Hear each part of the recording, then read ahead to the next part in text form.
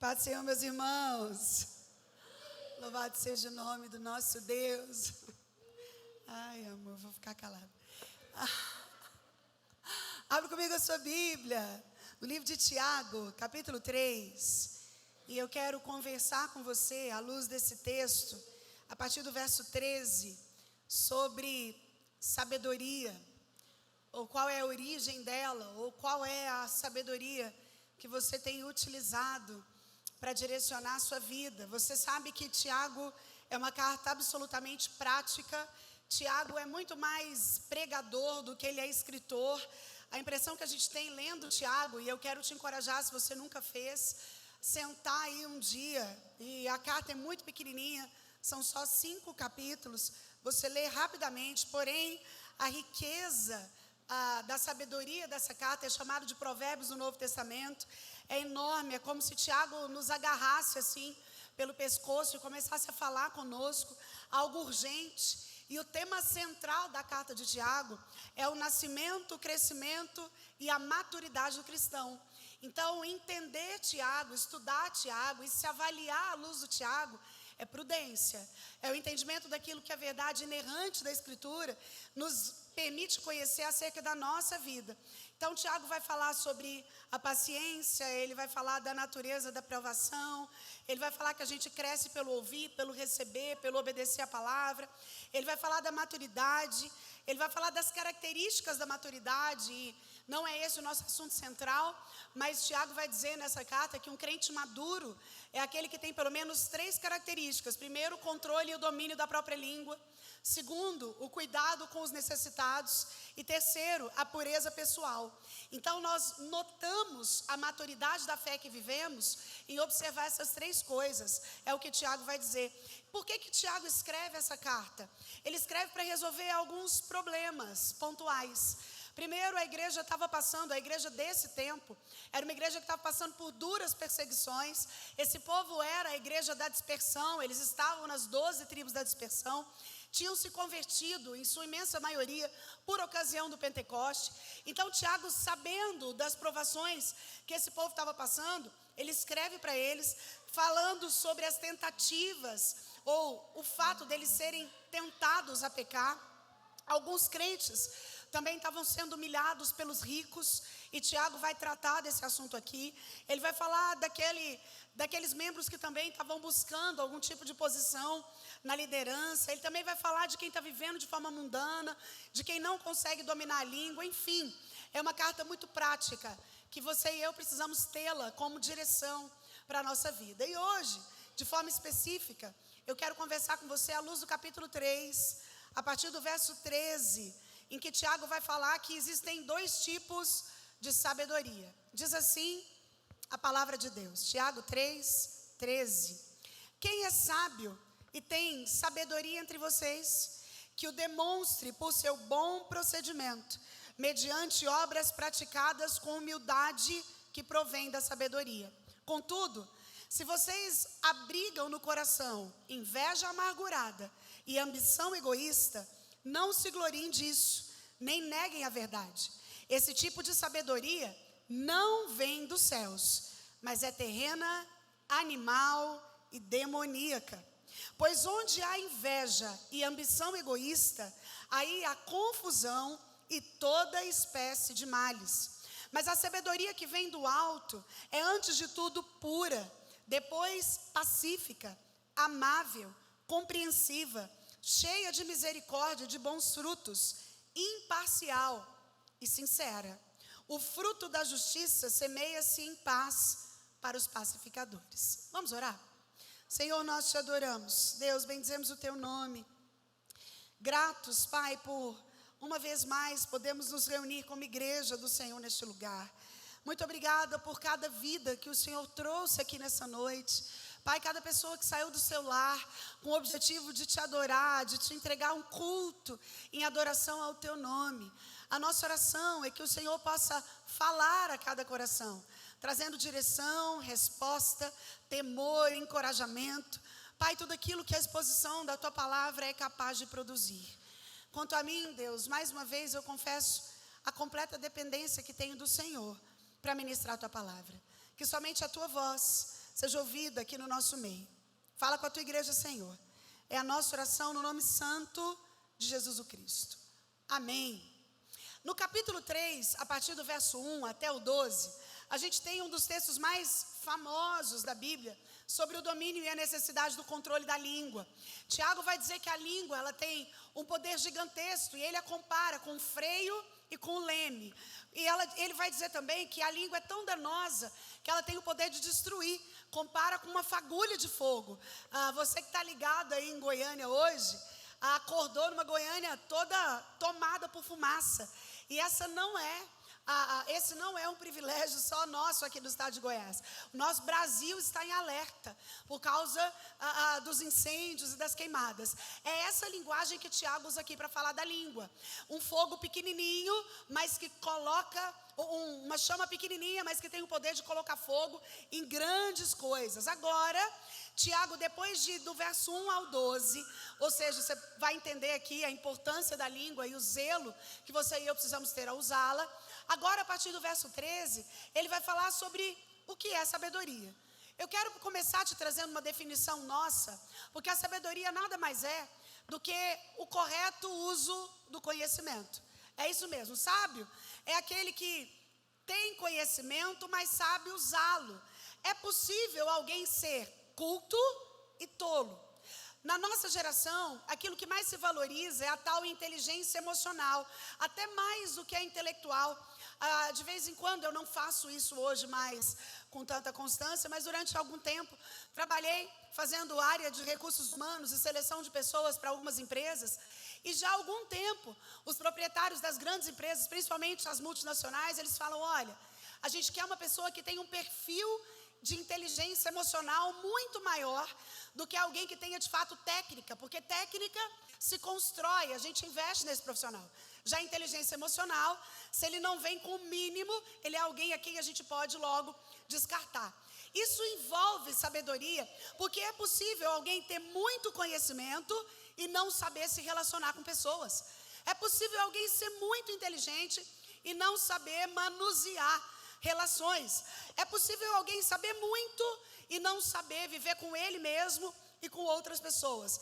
Mas outra coisa que sabedoria é, e você e eu precisamos entender isso, sabedoria também é olhar para a vida com os olhos de Deus. É isso mesmo. À luz da Escritura, uma pessoa sábia olha para a vida aos olhos de Deus. É uma pessoa que se faz aquela clássica pergunta, em meus passos, o que faria Jesus? Como é que eu posso agradar esse Deus? Como Jesus falaria?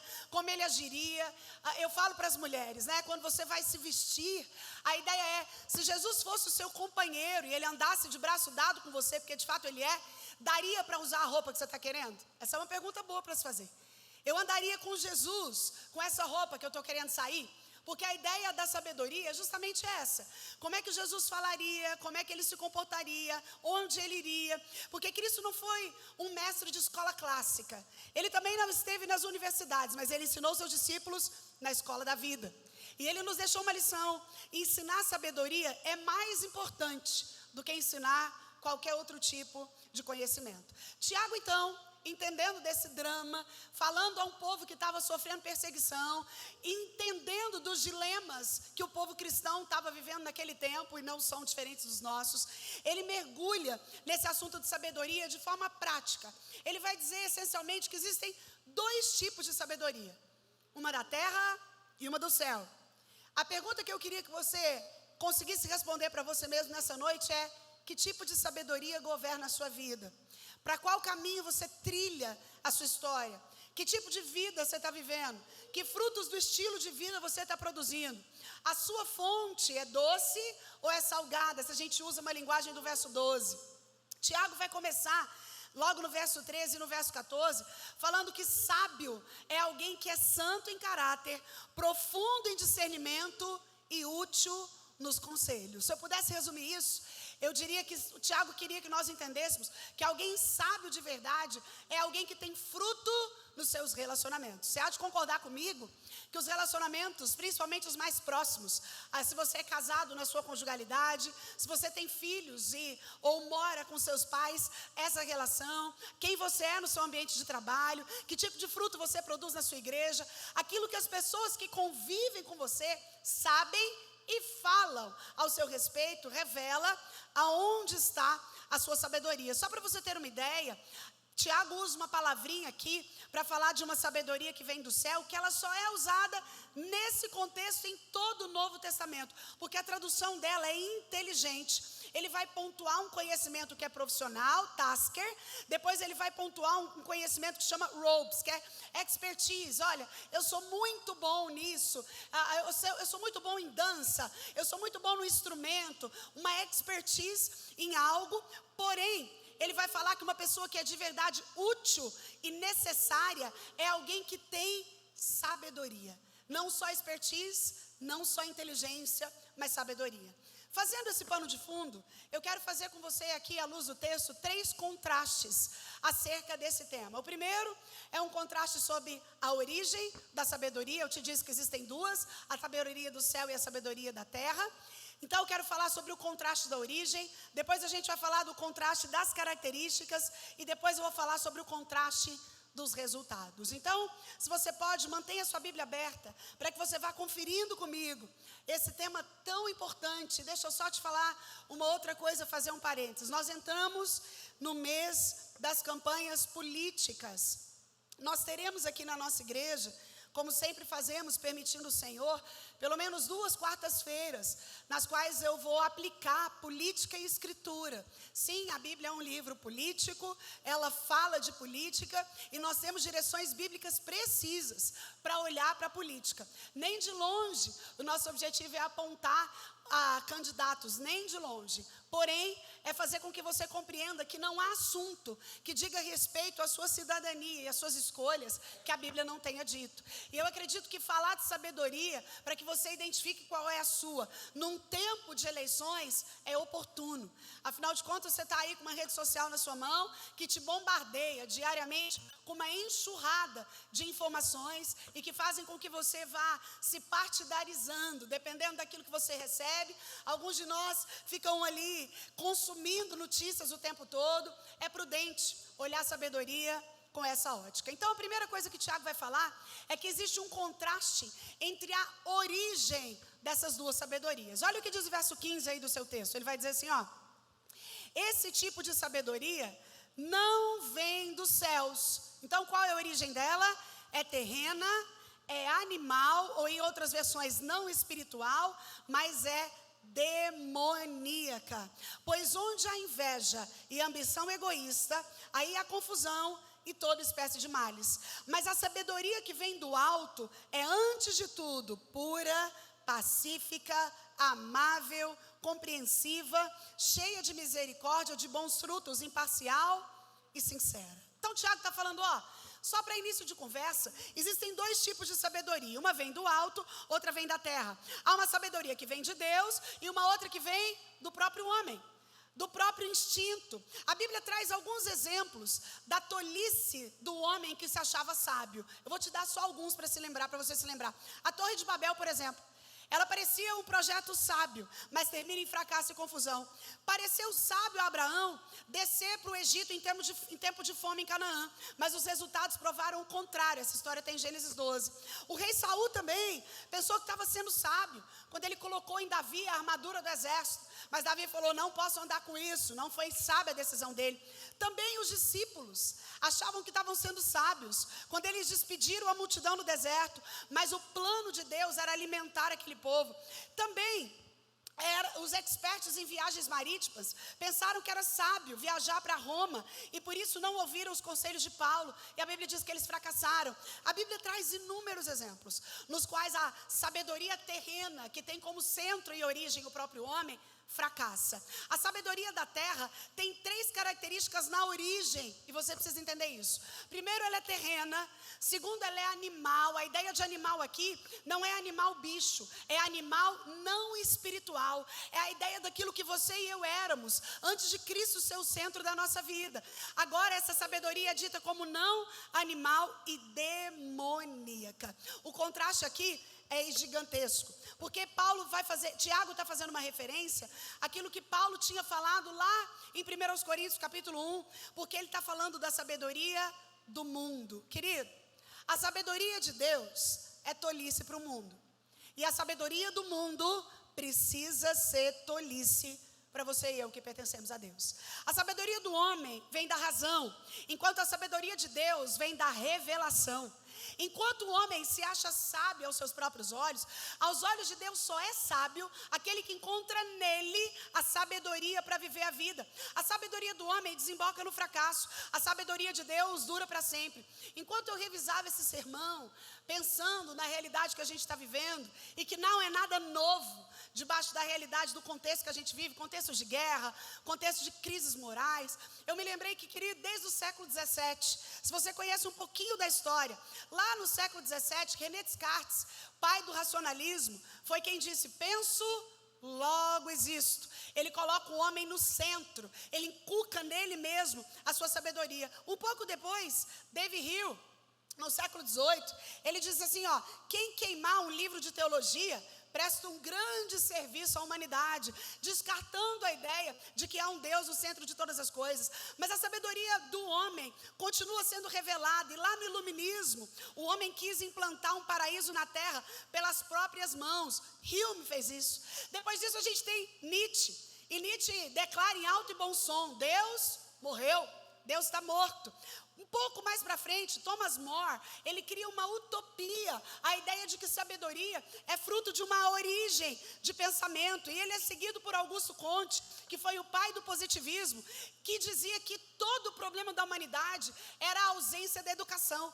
Então ele falou: se a gente educa as pessoas, o mundo se organiza e gira num eixo tranquilo. Depois disso a gente tem Darwin, e Darwin tira Deus do centro. Ele fala: a gente não precisa de Deus, porque existe uma origem nas espécies, porque houve um grande Big Bang, e aí depois a gente virou água, e depois girino, e depois sapo e macaco, e a gente é capaz de evoluir. E Darwin traz esse descarte de quem Deus é.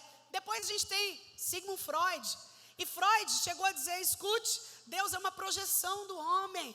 Deus não existe, ele é fruto de um pensamento de alguém que acredita que pode projetar nas próprias ideias uma noção de Deus. Depois disso a gente teve Marx, que encerra esse pensamento filosófico, trazendo tudo aquilo que ainda hoje nós combatemos, que é o chamado marxismo cultural. Por que eu te disse tudo isso? Porque se a gente pega do século XVII até o fim de tudo isso, que é revelado por esses pensadores, o resultado dos pensamentos deles, não foi nada mais, nada menos que 2 grandes sangrentas guerras mundiais. A sabedoria terrena é falha. Ela tem uma origem falha. Ela é uma sabedoria no homem. Ela é uma sabedoria da terra. Mas a segunda característica dessa sabedoria, que não é a sabedoria do céu, é que ela é animal ou não espiritual. O que isso significa? A palavra grega aqui é psiquikos. Essa palavra é traduzida por natural. Paulo a utiliza lá em 1 Coríntios capítulo 2, depois no capítulo 15. A ideia aqui é que essa sabedoria é o oposto de espiritual. Animal aqui é o oposto de espiritual. Lá em Judas 19, essa mesma palavra é traduzida como sensual. A ideia daquilo que circunda a humanidade sem Cristo. O que eu quero que você entenda é que a sabedoria que não vem do céu é caracterizada como animal, porque ela está em oposição à nova natureza que você e eu temos em Cristo. Quando alguém começa a andar em Cristo, nós recebemos uma nova natureza, uma nova vida. Tudo se faz novo. E nessa nova vida, há um estilo de sabedoria que a circunda, que não é o estilo de sabedoria terreno, porque essa, por sua vez, é animal. Outra coisa que essa sabedoria terrena faz e é caracterizada como animal, é porque essa sabedoria escarnece das coisas espirituais. É uma sabedoria tão inteligente que não crê, que despreza aquilo que é animal. Nessa última viagem que o Célio e eu estivemos nos Estados Unidos, eu tive o privilégio de conhecer uma cientista, e a menina é bruta, desse tamanhozinho, crente até o tutano, cresceu com os pais sendo pastores numa favela no Complexo do Alemão, e ela fez biomedicina, e depois de infinitas tentativas de fazer o curso de medicina e não conseguindo, ela fez biomedicina, mergulhou nos estudos, fez mestrado, doutorado, e quando ela terminou o doutorado, ela foi convidada por uma universidade lá dos Estados Unidos, uma das maiores do mundo, a Yale, para ser pós-doutora lá. E ela está lá, num grupo de 20 grandes cientistas, são mentes do mundo todo, mentes do mundo inteiro, fazendo pesquisas. E se você conhece um pouquinho de ciência, você sabe que a ciência vive de fazer perguntas, né? Eles fazem perguntas. E ela conversando comigo, dessa última vez, ela falou: Sara, eu faço parte desses 20 cientistas, só tem eu de cristã, e é óbvio que eles me acham louca. Todos eles falam: como assim você, fazendo um pós-doutorado em Yale, tendo vindo para os Estados Unidos a convite do país para ser uma pesquisadora dele, experienciada em perguntas, crê em Deus? Como isso pode acontecer? Só que ela me contou uma coisa que eu nunca vou esquecer. Ela disse que uma chinesa que faz parte do grupo dela começou a se interessar. Me fala, por que você crê nesse Deus? Como é que isso acontece? Como é que você acredita nele? E ela, à medida que a chinesa permitia, contava uma coisa, contava outra, até que um dia a chinesa virou para ela e falou: eu quero ir na sua igreja. Ela falou: eu posso até te levar, mas a minha igreja não fala inglês. Lá é uma igreja brasileira. Aí a chinesa olhou para ela e falou: não me importa, porque eu quero conhecer a sua vida. Você entendeu isso, querido? Enquanto as pessoas não conseguirem ou não puderem chegar até o seu Deus, elas se interessarão por conhecer a sua vida.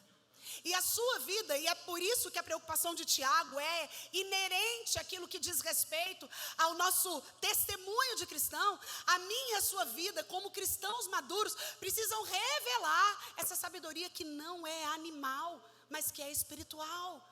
O nosso jeito de falar, os nossos relacionamentos, os lugares que a gente vai, as escolhas que a gente tem, aquilo que a gente coloca o nosso valor, onde a gente coloca o nosso coração.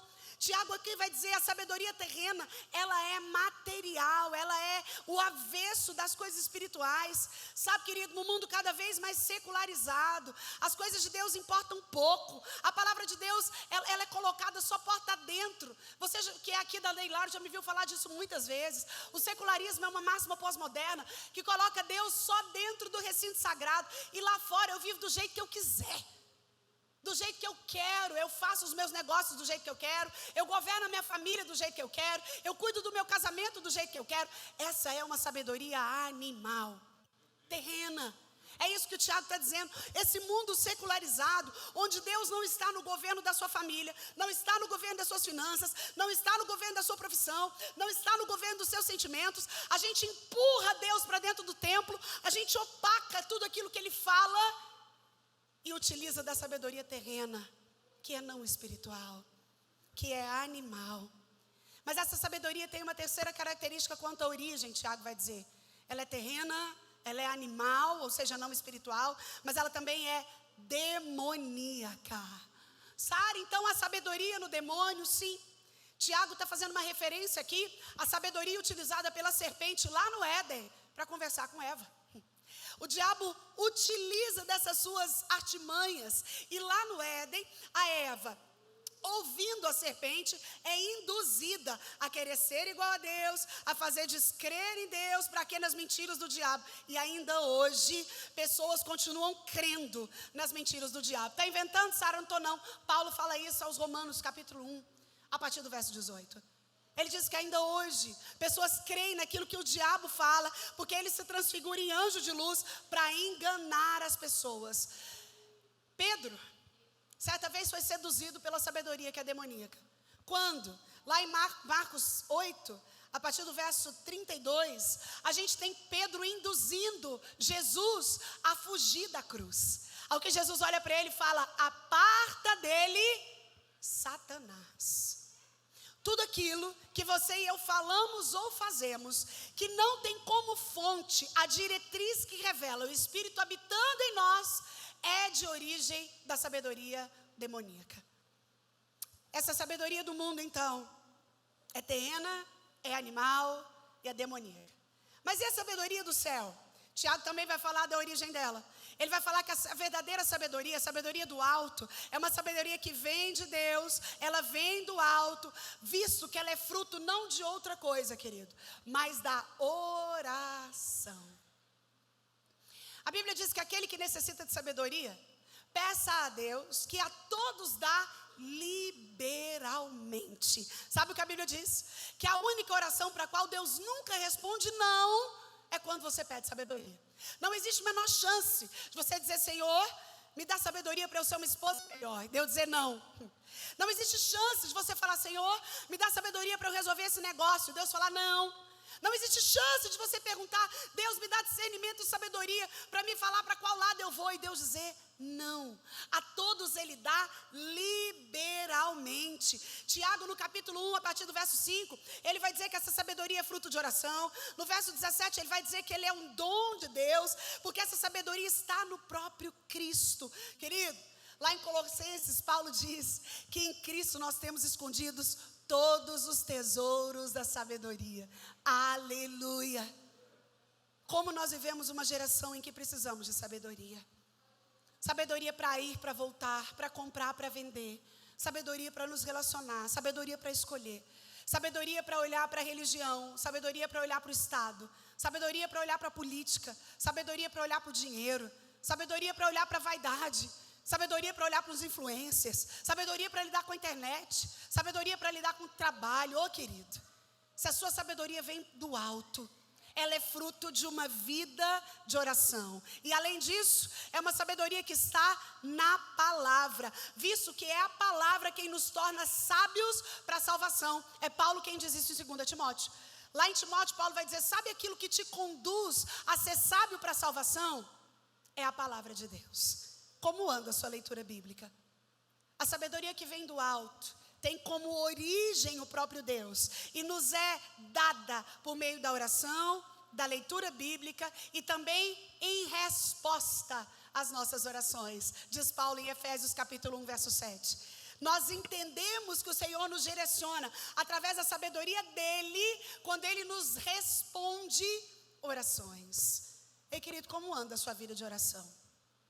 De onde vem sua sabedoria? Tiago vai dizer que só existem duas possibilidades. Ou ela é terrena, animal e demoníaca, ou ela tem como origem o próprio Deus e ela vem do céu.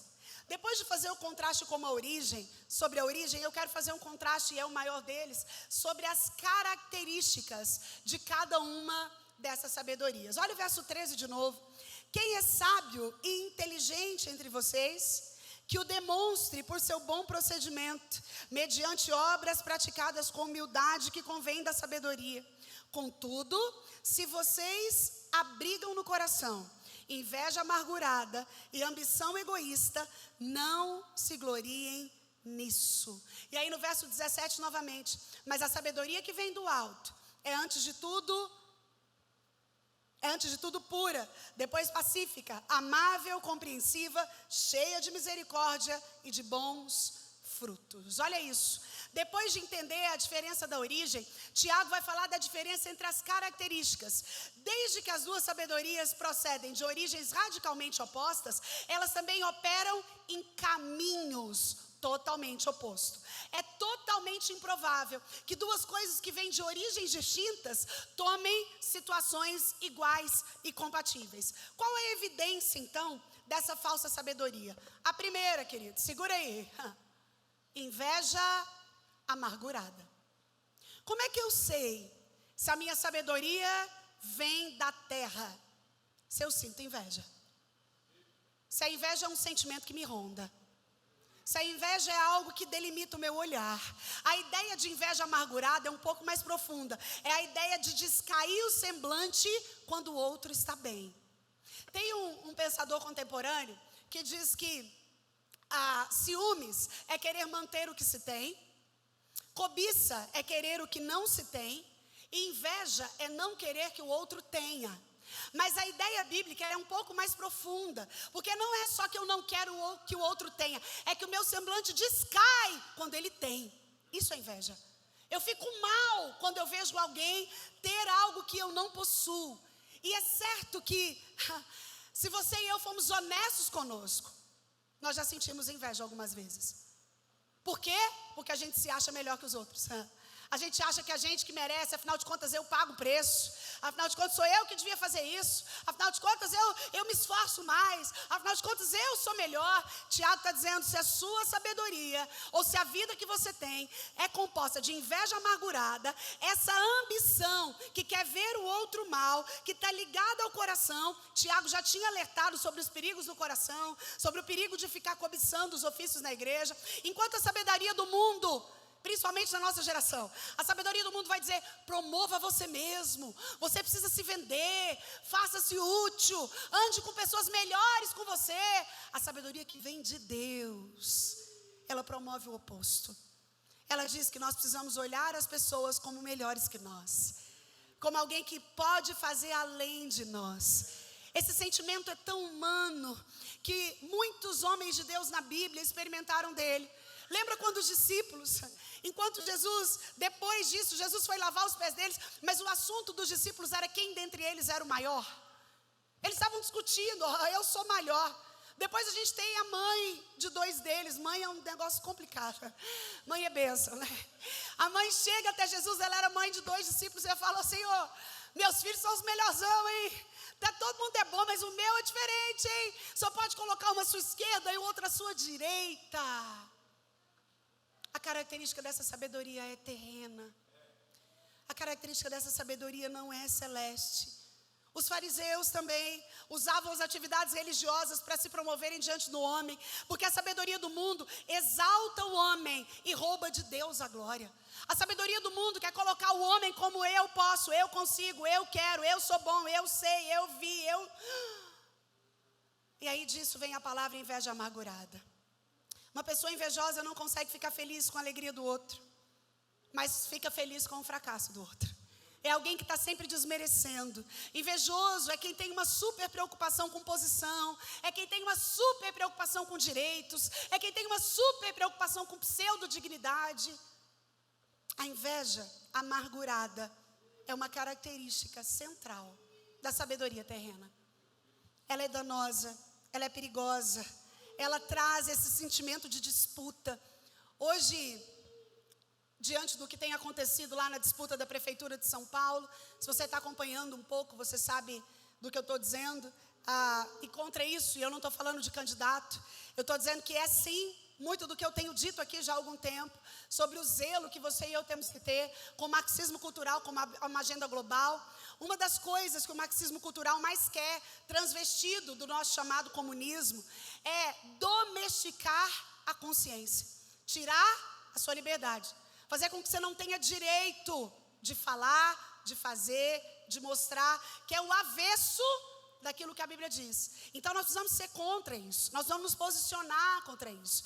Só que hoje, enquanto eu li algum dos comentários, uma pessoa escreveu algo do tipo assim, nessa disputa entre os partidos, tá difícil entender quem é o dono da direita. E quando eu li essa frase, eu anotei na minha pregação, porque esse é o sentimento de inveja amargurada. É o sentimento de que existem donos, e eu pertenço a isso, e eu vou lutar contra o outro, porque ele me ameaça de alguma forma. Querido, cuidado. Nós precisamos ler tudo que está à nossa volta com a sabedoria bíblica, com a sabedoria do alto. Não é com aquilo que eu sei, que eu li, que eu fiz, que eu entendi. O crivo é a sabedoria de Deus. A inveja amargurada revela uma característica da sabedoria mundana. E depois Tiago vai dizer uma terceira característica dessa sabedoria, que ele vai chamar de sentimento faccioso. É daqui que vem a palavra facção. Quando você fala, tem uma facção que domina a droga no Santo Hilário. Você está falando, tem um grupo, um time coeso, um povo. Tiago vai dizer que uma das características da sabedoria terrena é o sentimento faccioso. Se eu resumisse o que é sentimento faccioso, eu diria que é aquele sentimento que fere pessoas. Aquele sentimento que separa pessoas. Você é bom, você não. Você serve, você está fora. De você eu gosto, com você eu não converso. Sabe aquilo que a gente vê até entre crianças? Se você reparar crianças brincando, geralmente tem uma dominante, e essa criancinha vai lá na outra e fala, você não vai brincar comigo, só você, vem. A gente começa com isso criança. Tiago está falando, esse sentimento faccioso que fere pessoas. A palavra aqui significa espírito de partidarismo. Espírito de partidarismo, espírito que divide, que não soma. A ideia de que eu venho sempre antes do outro.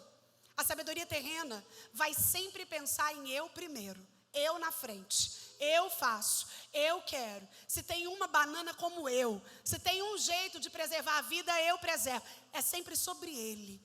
Tiago está dizendo, essa sabedoria terrena, ela não se parece com Deus. E a terceira característica da sabedoria terrena é a mentira. Olha aí no verso 14. Contudo, se vocês abrigam no coração de vocês inveja amargurada, ambição egoísta, que é o sentimento faccioso, não se gloriem nisso, nem neguem a verdade. A terceira característica da sabedoria terrena é uma vida rodeada por mentiras. É alguém que nega a verdade. É alguém que se recusa a andar em verdade. A inveja produz o sentimento faccioso. E o sentimento faccioso promove a vaidade. E a vaidade se alimenta da mentira. Você entendeu isso? Eu vou repetir. Existe uma coligação entre essas características. A inveja produz sentimento de divisão. Afinal de contas, se eu não quero que você tenha, e se eu fico triste, se você tem, eu divido e eu não quero andar perto de você. Então, da inveja, o sentimento faccioso nasce da inveja. Já o sentimento de divisão promove vaidade. Porque se eu sou a dona do time e eu tenho mais coleguinhas perto do que distante, eu fico vaidoso, me achando. Que é um pouco do que a gente vai contemplando no cenário político aí do Brasil. E a vaidade, querido, se alimenta da mentira. Você percebe que é um sistema que se retroalimenta? É isso que a Bíblia diz. Quando eu olho para mim, para investigar qual sabedoria eu tenho, eu preciso olhar com verdade e descobrir se há em mim inveja, facção, mentira e vaidade. Em contrapartida, quais são as evidências da verdadeira sabedoria, ou da sabedoria do alto? Eu não tenho tempo para falar de todas, mas quero que você olhe comigo pelo menos para algumas. Se você é sábio aos olhos de Deus, e a sua sabedoria vem dele, a primeira característica que você tem está logo no verso 13, olha aí. Quem é sábio e inteligente entre vocês, que demonstre por seu bom procedimento, mediante obras praticadas com humildade, ou em outras versões, com mansidão. Sabe qual é a primeira característica da sabedoria que vem de Deus? Mansidão. Você é uma pessoa mansa, querido. Mansidão não é ser bobo. Mansidão não é deixar que as pessoas pisem em você. É o oposto disso, talvez. Mansidão é poder sob controle. Mansidão não é fraqueza. Uma palavra usada aqui nessa época, que era traduzida por mansidão, dava a ideia de um cavalo domesticado, que tinha o seu poder sob controle. É uma pessoa que não se descontrola, que tem domínio próprio. Alguém que não é manso não é sábio. Sábio não é falar tudo o que pensa, querido. Tem gente que acha que não ser manso é ser muito sincero. Você conhece alguém assim? Eu falo que eu tenho uma angústia com gente sincera. Sabe, a gente fala, pastor, não repara não, eu vou falar, é que eu sou muito sincera. Eu daqui falo, reparo? Eu reparo sim. Eu reparo porque, no fundo, atrás de uma máscara de sinceridade, alguns de nós são cruéis. Eu utilizo dessa sinceridade para falar tudo que eu penso e você que elabora. Eu viro as costas e te deixo arrebentado. Isso é perigoso. É o oposto da sabedoria do céu, porque ela é mansa. Eu domino o poder que eu tenho. Eu até poderia falar, mas eu calo. Eu até sei, mas eu não vou ser alguém que dissemina a dissensão. A segunda característica aqui, Tiago vai dizer que é a pureza. Escute. Nunca será compatível com sabedoria e moralidade. Vou repetir. Nunca será compatível com a sabedoria do alto e moralidade. A pureza aqui, querido, não é só uma pureza do corpo, tá? É uma pureza da mente, é uma pureza das emoções, é uma pureza das ações. É uma pureza que integra e que revela a santidade de Cristo morando em nós. Hoje nós cantamos aqui uma das canções que você menos precisa fazer força para que a presença de Deus se materialize, que é a canção Aleluia, poderoso é o Senhor nosso Deus. E aí a gente declara, santo, santo é o Senhor Deus poderoso, digno de louvor. Eu também já disse isso aqui algumas vezes. Santo, santo, santo é a única definição que a Bíblia repete por 3 vezes que Deus é. Você não vai encontrar a Bíblia dizendo Deus é bom, bom, bom. Ele é justo, justo, justo. Ele é misericordioso, misericordioso, misericordioso. Ele é fiel, fiel, fiel. Não. Mas ela vai dizer, ele é santo, santo, santo. Escute, o primeiro santo define. O segundo santo reforça. Mas o terceiro santo potencializa. Querido, Deus não é só santo. Ele é santo, santo, santo. E foi ele quem disse, sede santos, porque eu sou santo. É impossível que alguém tenha a sabedoria do céu e vive uma vida sem pureza. Alguém sábio da sabedoria de Deus vive em pureza. Mas o verso 17 vai continuar dizendo, olha lá, a sabedoria que vem do alto é pura, depois pacífica. Uma pessoa que tem a paz, ou que tem a sabedoria de Deus, é alguém que promove a paz. Ei, querido, quando você chega num ambiente que está tendo contenda, você chega lá na sua casa, seus 2 filhos estão brigando. Quando você chega, a briga acaba ou a briga aumenta? Se você vai visitar sua mãe e seu cunhado está brigando com a sua irmã, a sua presença aflora ou a sua presença diminui? Se você chega num perfil na internet e o povo está lá truculejando, quando você interfere para comentar, o seu pensamento pacifica ou ele aflora? Alguém que tem sabedoria do alto é portador de paz. É estranho crente intriguento. É estranho eu falar que eu pertenço a Cristo e onde eu chegar as coisas ficarem piores do que quando eu cheguei. Essa sabedoria não é do alto. Você há de concordar comigo que a Bíblia é um livro de paz. Existem mais de 400 referências de paz à Bíblia. Ela começa com paz no jardim e termina com paz na eternidade. Um dos nomes do nosso Cristo é príncipe da paz. E é por isso que você e eu somos chamados a ser pacificadores. E aqui Tiago, falando de sabedoria, ele falou, se a sua sabedoria é de Deus, você é um promotor de paz. Você é alguém que quando chega, a paz estabelece. Não é à toa que o nosso cumprimento, e querido, isso não pode ser um evangeliquez. Não é à toa que o nosso cumprimento é a paz do Senhor.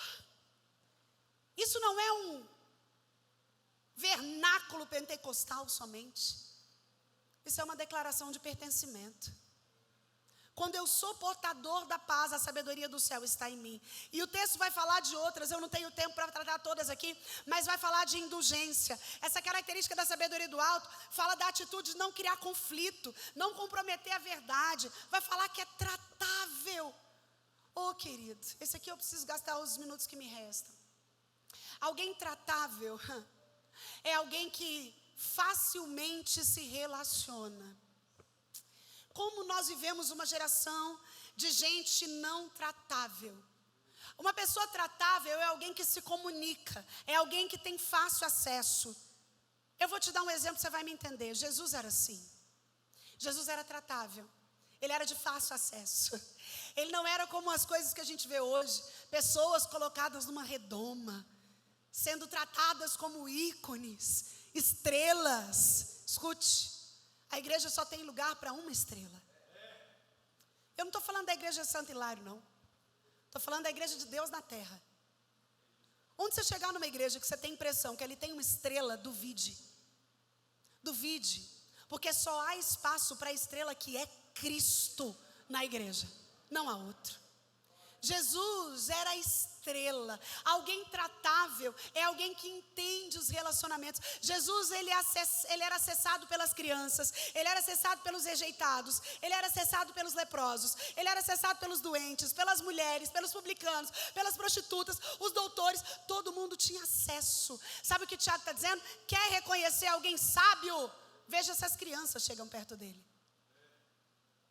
Conhece gente que parece imã de criança? Querida, agora se você é adulto e criança nenhuma chega perto de você, desconfie. Desconfie. Ser tratável é ser de fácil acesso. É resultado da sabedoria do céu. E Tiago continua, pleno em misericórdia.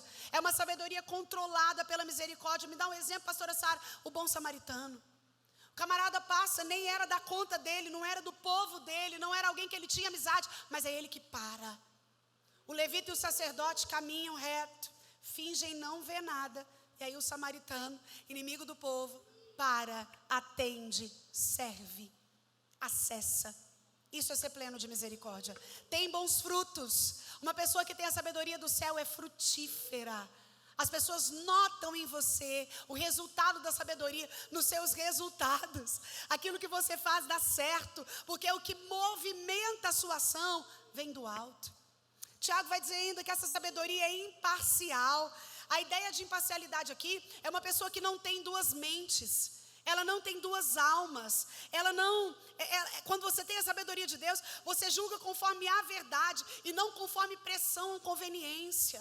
A gente vai tratar desse assunto quando eu estiver falando de política. Uma pessoa que é tomada da sabedoria do alto, eu vou repetir, ela não julga pelo grupo, pela pressão.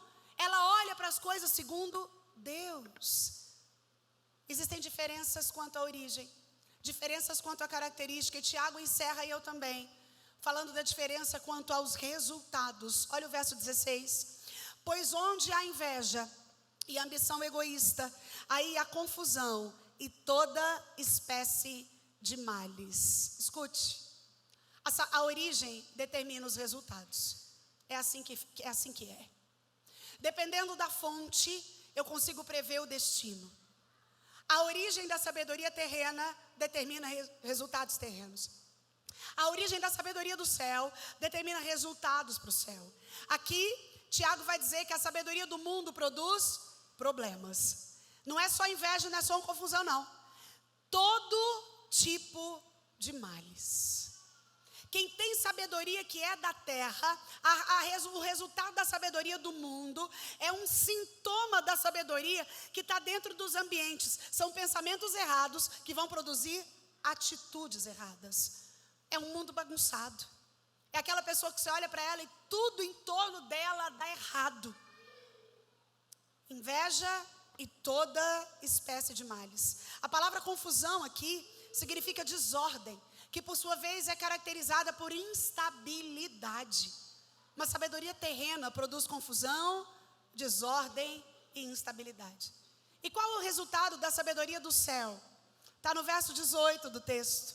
O fruto da justiça semeia-se em paz para os pacificadores. Sabe o que eu aprendo aqui?